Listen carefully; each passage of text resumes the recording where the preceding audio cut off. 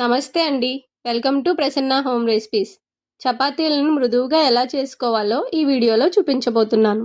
ఒక ప్లేట్లోనికి గోధుమ పిండిని 3 కప్పులు యాడ్ చేసుకొని, ఒక స్పూన్ సాల్ట్ వేసుకొని రెండింటిని బాగా మిక్స్ అయ్యేలా కలుపుకోవాలి. ఇలా కలుపుకున్నటువంటి పిండిలోనికి కొంచెం కొంచెం వాటర్ యాడ్ చేసుకుంటూ పిండిని తడుపుతూ కలుపుకోవాలి.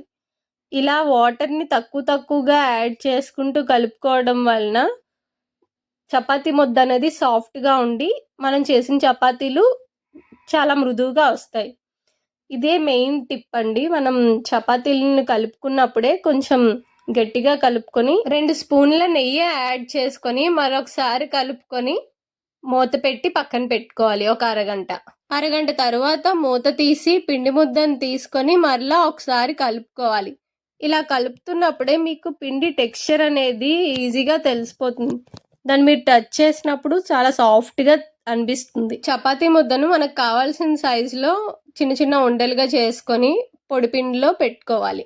ఒక చపాతీ ముద్ద తీసుకొని కొంచెం పొడిపిండి వేసుకొని చపాతీ కర్రతో ఎక్కువ ప్రెషర్ ఇచ్చేయకుండా మెల్లగా రౌండ్గా చపాతీని పాముకుంటూ వీడియోలో చూపించిన విధంగా మడతేసుకోవాలి.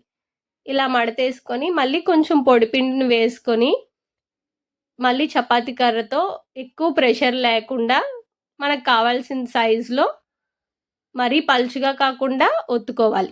నెక్స్ట్ స్క్వేర్ షేప్లో చపాతీలు రావాలి అని అంటే సేమ్ ఇందాకడ ప్రాసెస్లోనే చపాతీలని ఎక్కువ ప్రెషర్ పెట్టి ఒత్తడం వలన మనం కాల్చినప్పుడు చపాతీలు సరిగా పొంగవు.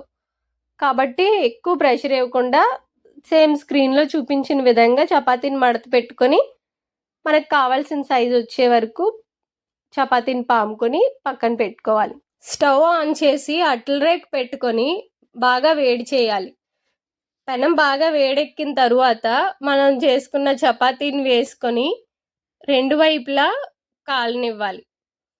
ఇలా కాలిన తరువాత కొంచెం ఆయిల్ వేసుకొని